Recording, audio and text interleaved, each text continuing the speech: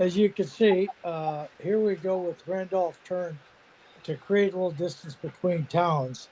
And originally, back in 2020, late in the year, I created the town of Randolph. That's this module that you see.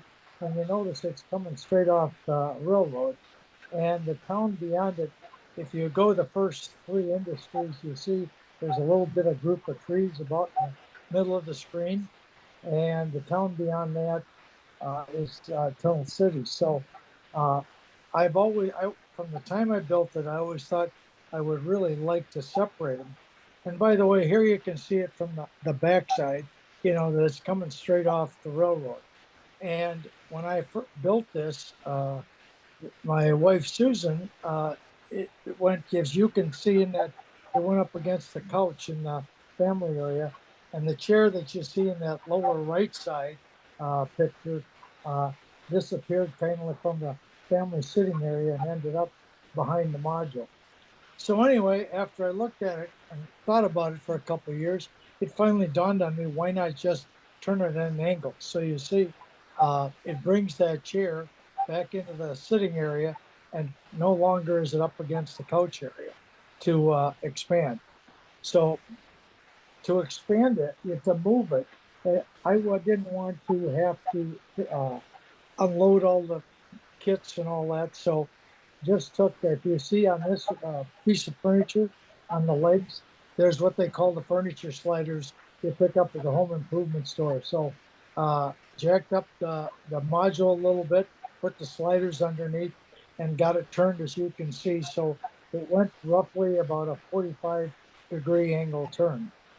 Now, of course, that's just the start of it. And now we want to look at, you see, there's a new sliver where the clamps are, and you see it closer here. Uh, I was asked originally if I would put a presentation when I was doing this together for the division here, the Thousand Lakes region, Twin Cities division. But what you see here is I use 5/8 inch plywood is on the entire railroad, covered with half-inch homosode. And when I did this and turned it, I did not want to go out and buy a whole new sheet of plywood. I had a couple scraps around, and having been a woodworker, I have a biscuit joiner, so I just took a newer piece of plywood, older one, put them together to create it. Then I used that as a template to cut the homosode. And what we have here is now, a trapezoid new piece that's 9 inches in the back, about 18 inches and a half inches in the front, and about 16 inches deep. Now, the thing I do is, a lot of people will say that glue your homosode. I do not do that. Many people found that once they glued it to the plywood, you get it transfers sound. So if you want to keep the sound quality, it's best just to nail it. The old toe nailing technique. You put the nails at an angle to the sides, front, back, some in the middle, etc. So here you step back and you say, okay, I've got it going. I feel good. There's the back side again. And you can see we got a hold of the backdrop, but we're on our way. So next thing is I always do is all the homosodas painted a basic color, and of course that has to be done before that cork, which you see there's, and that's Midwest Products cork starting to be put in place just with a few tacks. But the paint, we all have our paint sources that we use. In my case, it's the base color of the railroad throughout. When I put in something new, is the tan on the right. In the middle is the sky blue for the backdrop. October sky, that's the backside of backdrops. Susan thought it would be nice, instead of having raw homosode that are not homosode, masonite or hardboard, whichever, on the backdrops, that it matched the room color. And then there's some flat blacking for the fascia in back. So anyway, here we go. You got the cork we're putting on, and I just nailed the cork down. And to put the cork in place, this is an easement curve, obviously going to connect the old town of the two towns. And there are mathematical ways to do it where you can move, create the formula, move strings. The easy way is just take a metal ruler, like a 3-foot metal ruler or a 3-foot wood ruler or a thin board, and you connect the 2 points, in this case, the track centers on each side from each town. You bend it into shape, take a pencil, draw along it, and you got a beautiful Eastman curve. And in this case, then put down the Cork Midwest Products Cork Road bed. Then you, of course, got to add the track. In my case, I do not nail the track. I still spike everything, and usually I will, if necessary, drill the holes, spike the rail every fourth, fifth tie, etc. So yeah, just another view you get when you get the track in place. And now we can move on ahead of repair, of course, before we really get going yet. Fix the fascia. So to put the new fascia in place, and along the way here, before I did the fascia, I dropped a couple connectors to the bus on that this part of the railroad. So put a couple feeders in there, and now we start to look. We can look at the backdrop, and of course, I use hardboard, or the old term I always call it was masonite, which was a name for some of the hardboard we have today. And I first looked, and then you look at it from another angle, and finally I said, I don't need that seam. It'll be a pretty hard seam, so why not replace a section of the backdrop instead? So over to the home improvement store, because I didn't have any on hand left except that little piece, and picked up a 4x8 sheet and cut a new section of backdrop to put in there. You can see it here from the backside. And you'll also notice that the backdrop is made removable. You see the slot that it sits in. If you look on your left there where it ends, you can see that it goes down in behind that fascia strip. And also you can see that at this time, well, I had extra hardboard left or Homosote. Why leave it sit in the garage? So cut it, and I closed in the bottom of the benchwork that had been open for about 2.5 years. So now we, of course, while I could pull that backdrop out, went in and painted it. And here we see it. It is painted and is now put in place. So now we're moving along, and now we can just to sit there, you see the backdrop. And for what I put this slide in, remember I said the back side is painted. It turns out it's called October Sky. That's what the paint shop called it. And if you notice down there in the upper kind of the right, you see the blue where it ends. And you notice though that the wall color does actually match the backdrop. So they did a half decent job at the paint shop matching up this color for me.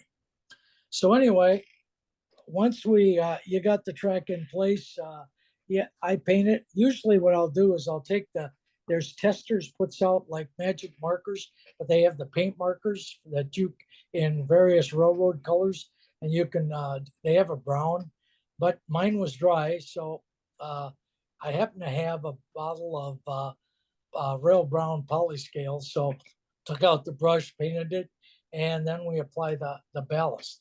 Now the ballast in my case is foundry sand. I have a good friend who works over at Acme Foundry here in Minneapolis, and at Acme Foundry they still do use sand casting molds. They still cast the brake shoes for the BNSF. They also cast all the manhole covers with the sand process for the Twin Cities, Minneapolis, St. Paul. And they get the sand in 50-pound white bags. But once they put it in the mold and they actually do a mold, the sand either turns black or it turns red oxide color. And having a good friend working over there, it was nice. He got me a 50-pound bag of the unused, the white, and then the used bag, which they normally just throw out. And I don't do anything fancy when I put down ballast. I just use a spoon, as you see there, and then shape up the edges of it with a basting brush that you see there. and I apply it with, of course, the wet water. Sprinkle it first, because if you don't, you try to put glue on it, it's going to bubble up and you won't be happy. But if you spread it with just wet water, which is tap water and a little bit, a few drops of detergent, then the glue, I use all the Elmer's glue, all the white glue. That bottle, about 25% glue, the rest of it tap water, and again, a little bit liquid detergent. And that's what I use to put down ballast and scenery products. So the track obviously was painted, put down, ballasted. When it was dry, of course, you got to test it, right? So yeah, I got a little critter that I like to play with. So using the critter to make sure everything is running and everything is fine, then we can go on and begin the scenery. Now, as you see, I started already, and if you noticed before, here are the trees that we saw right at the start. When I pulled the two towns apart, it spread them. There, few stayed on each of the modules for the towns, but in the middle, you see we got the start of a backdrop scenery. And in this case, again, if you remember Ron, Ron sent us out some photos of trees and that he taken, and some other scenery. And I have a scenery folder, and when he sent those, I threw it in there, and I thought, well, this is a good time to use those trees. So cut the sky off. I like the Scott Super 77. Sprayed the back. I also have done a lot of mounting of photos, etc. So the photo mount, if you use those glues, they work great. Elmer's is another. Aquanet, of course, not for this process, but we'll get into the use of that a little bit later. But so then we have the initial backdrop up there, and we glue that into place, and then we can move on to a little more, let's say, the higher scenery. I we I finally decided that the best thing to put in here to try to create this so-called view block that I was after between towns was to put a hillside in there in a woods. So here you just see this is the cheap white packing foam that comes in almost every product we buy. Glue up some sheets. I throw it in the back room when I get some, and so cut up 4 sheets, glue them together, and while the glue is setting up, Elmer's white glue, just drive some skewers down in it, and it holds it until it's dry. Now you also see some yellow patches on there, and those yellow patches are some of the holes or seams you have.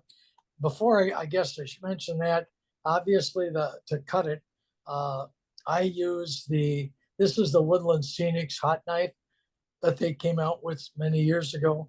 I happened to pick mine up. It was at an estate sale, and so I got this one really cheap compared to what they're asking for it today. But anyway, that's what was used to shape and cut the foam to what I thought was a decent looking hillside. And like I say now, that patching, that is DAP. And DAP makes a water-based, they call it DAPtex Plus. And I use it in the case of on the foam scenery to fill the cracks, holes, etc. And I've actually built complete hillsides with this, just the DAP DAPtex, but I think it's a lot of waste of product, and I wouldn't recommend it. Put the white base foam under it, and then spray in the areas you need to fix. So now we've got the hillside in place, and this is completely removable. So I don't have to necessarily work with it on the work on the railroad. I can take it into the shop, as you'll see here in a little while. So anyway, we pull out that base paint. We take a brush, paint the white foam with the water-based paint, and that's that brown, as you can see, or tan that I like for a base color. And I've already started to sprinkle the ground foam on it. In this case, it's the Woodland Scenics blended turf is put on there. You notice I move all the Woodland Scenics products, their turf products, into these are spice jar bottles that my wife uses, and I like them because they also have those holes or shaker tops on them. So it works out real well for applying the ground foam products. So that's, and of course, you see down in the lower right, well, again, it was applied with the white glue mixture of just, the water and uh, to put in there. Then sprinkled on top of the glue. So also, though, I wanted a rock face on this particular hillside. So I threw in here a couple examples, some examples of the prototype. You notice what I liked about this is you notice if you there's a kind of a front area and then there's a kind of a ledge in there and then you look in the back. So it's that ledge effect that I thought was kind of neat. Then you just get another view. Obviously, there are car mirrors in there that shot out of a car driving by it, but you can see here that the strata is pretty fairly wide on this rock formation. And the other thing you have is the fissures and the cracks that water develops. Also, you begin to see that if you look closely at the photo, you see the tans, etc., and the whitish and the gray on the ground. You also see Mother Nature is kind of weathered the rock, and it's so there you see the white. I call it the white sand that forms on the bottom. So anyway, we have taken that face, and I took a putty knife and an X-Acto blade, the heavier ones, and start making lines in the soft white foam. If you're going to use the putty knife, it's nice to put a nice sharp edge on it, and that's what I did. And you can see, so you do some carving, and once you got it carved and you're happy with the result, time to throw some paint on it. And down at the Michael's, the craft store, or wherever, be it the Hobby Lobby, you can buy the craft paints. So it was painted with that neutral gray. Then there was a wash made with the black that went over it to fill in the crevices, etc. And that desert sand and the white, titanium white, were used just for dry brushing highlights onto the rock to give it that final look that we like. And started to putz around a little bit, adding a touch of ground foam here and there. And then just we look at it. Try to look at things from different sides to make sure I'm happy and that I think I have the perspective I want. So, but then I decided I didn't. Besides ground foam, it's scenic express in the grass. Why not put in static grass? So that's what you see the start of here. There's the white glue going down, and a lot of people take time to tape the track. I do not. I normally just cut some cardboard strips to the width of the track and ballast, put it down, lay it on it, and then, of course, to protect down below, I want to catch all the static grass. So make up a quick using some wrapping paper, the tissue type, just some push pins and throw it up, and you got a catcher. And for static grass applicator, I like the Flocket Rocket. I've used some of the others, but I think this one is, in my opinion, the better one. And it seems to have I've always got the best results with it. So anyway, here you see it hooked up, applying a little bit of static grass over that area, the front area, where originally the ground foam, woodland scenic ground foam, acted as the base for it. So eventually, get done. There's the white glue sitting still on the railroad at the time. And if you notice the catcher down there, the paper, there's quite a bit of static grass, which, by the way, was 4mm, 2mm, 4mm, and there might have been some 6. I mix it all together, different colors, throw it together, and that's what went into the applicator. Here you see the result as you look at it from the front. And if we turn it, at the angles and you get some light on it, it changes, I think, the railroad and the look of it quite a bit. And I guess this is why static grass has become pretty popular in the hobby. So again, now we begin to add, got the hill done. got the rock face done, and now we want to add some trees up on top. You can see the awl laying in the railroad there, and just, in this type of foam, that white foam, it's easy to just punch a hole. You can really almost do it with the trees. Now the trees, again, in this application, Scenic Express trees, I think for this were the best possibility, and that is what I used. Here you see them. I'm happy with what I've got. However, they are in their raw state. They are not painted yet at this time. So we have to get some paint, and that happens to be, again, back in from Michael's. For all my trees and scenery work, these are the three colors I really like, and you can see that you got the fresh green, the basil, and the moss green. And those, between those three, I think you can get most of the highlights and the tree colors that we all think. I'm modeling spring 1955, late spring, so these work well for that.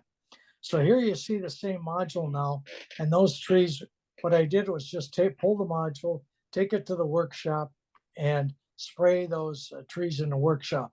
They obviously wouldn't be sprayed on the bench work, or I think I would have green buildings that gray back, no more blue sky. So they were sprayed. We start to look at it, you take another view, then you will step back further, and well, maybe you look at it again. Then you say there's still something. Those could be maybe a little bit better. We could get the woods maybe a little bit thicker, and you can do that. It can be done obviously with what I call the knock leaf. Well, not what I call. They are called. Knock makes the product, the leaf flake, and they put it in a shaker, or you can use the Scenic Express product. They both work very well. And so back to the shop. If you remember in that photo of the glues, I also had the Aquanet hairspray. Use that one because it's cheap, and the reason it's cheap is because it has a ton of lacquer in it, very heavy in lacquer, and that's when you see the women that use this, their hair definitely stays in place. It doesn't move. But here we're applying it to the trees, and so we can shake the leaves onto the trees themselves. A little bit of shaking with this happens to be the knock shaker, and so we get it covered to the way we want. Again, try to save the materials that fall off. They can be reused again later. And back we got it put back in place, and now I think I'm happy with the result. And here you now take a look. When an operator is operating this town, this is where the operator is now standing, and he really cannot see the connecting town. And I think the trees here give the view block effect. Here you look at it from Tunnel City end. The other end was Randolph. Again, that view block is now created with the curve as well as the trees. Of course, the backdrop here is missing. That is got to go out with the camera this spring and photograph some smaller of the older towns still here in Minnesota on a spring day, late spring, and we'll eventually get a backdrop put in there. So we started with, and here we've created that module that goes in between now the two towns, acts as a view block. Nothing big, as you notice, it's very small. It's only 9 inches, remember, across the back, and 18.5 inches across the front, 16 inches deep. So I'm real happy with it. And now we get to, you can see this is the crew lounge when the railroad's operating.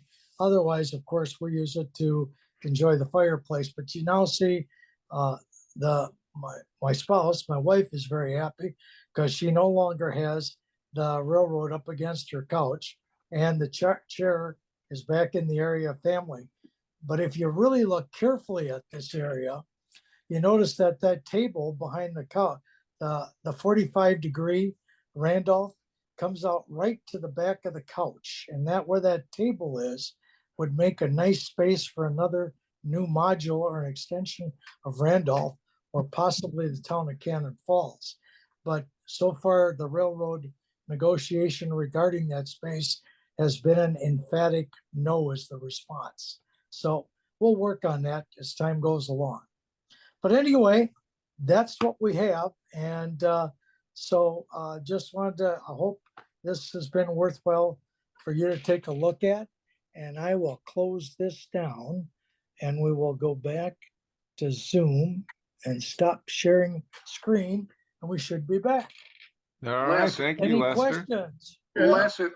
Les, have you submitted an AFE for that expansion project? Oh, I have, when you say, well, the AFE was approved up front. You can't do work. That's why we're still working on trying to gain access to behind the couch to gain that additional space maybe for another module down the road. Yeah, that's And the it would- AFE that I was. Oh, that AFE. Well, yes. like I say, so far that's been rubber stamped emphatically, absolutely no. So it'll take time. It always does. And, you know, maybe we'll get there one day. But anything else that anybody has any questions? Three color sprays for the trees. I'm sorry. The three, you have three different colored tree sprays for the trees. One was fresh green, one was basil, and I can't remember what the Moss green. Mm. The moss green is the closest to a fir conifer color or a very dark green leaf on, like you see on a lot of your trees. But you're, you know, like that fresh green, that gives you a lot of times the look of, you know, as you're driving in a car and you start to look out at the scenery or you park somewhere and you get that sunlight in the spring or any time of the year on those trees, you get the different green looks. You get that dark, you get that's why that basil color, which was the middle green, and then the fresh green, it gives you the highlights kind of on the trees. And then if you eventually put the leaves on, it accents it, I think, or gives you that highlight of the tree colors even more. And I think it gives you a more natural look than just one plain solid color, because Mother Nature is a color palette if you really look at those trees. Very good.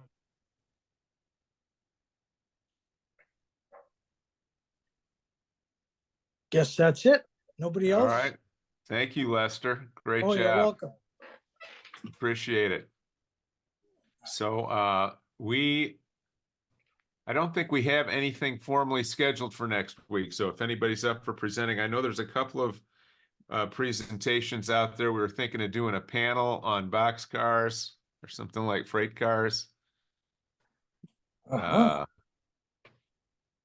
But we will get together next week one way or the other. And if you're interested in presenting, just let me know. I'm pulling up my schedule right now to see what else I've got. Oh, and we've got we've had this trees presentation that a few folks have been working on for a while. I don't know if we're ready to do that yet, but we'll find something for sure. Well, didn't we hear? We're going to hear from an X29 expert in a couple of weeks. Yeah, X29. Yeah, well, that's we'll give Ken a couple of weeks for that. X23. Oh, X23. Yeah, they're X23. simpler. The X29 just has far too many modifications. We'd have to do two Zooms on that. Yeah, easily. All right. Well, thanks everybody for attending. As you can see, Tom has arrived. So say hello to Tom, everybody. Hi, guys. Hey, Tom. Hi, Tom. Happy New Year. Happy New Year to y'all. And Neil, did your friend join? I didn't see him on here. Is Neil still here? Yeah. Yeah, let me get unmuted here. I did not see him unless he is Susan's iPad that was on here a minute ago, but I think. Oh, okay. No, Susan's iPad is my wife. I've given a few of these presentations along the way, and one of them, if you remember, I dropped out. My internet dropped out, and had no way of knowing that. So to prevent not knowing, should it ever happen, I get Susan's iPad and put it on. That way, she's kind enough to bear with my watching this presentation, which probably puts her to sleep, as she would say. So, but that's All why right. that Susan's iPad is there. Well, Neil, you'll have to introduce him next time. And so thanks everybody for coming. We'll see you next week, and have a happy new year. All right. Same to you guys. Take care. See you later. Take care, night. guys. Have a Thank you. peaceful new year, everybody. Amen. Amen. Yep. No.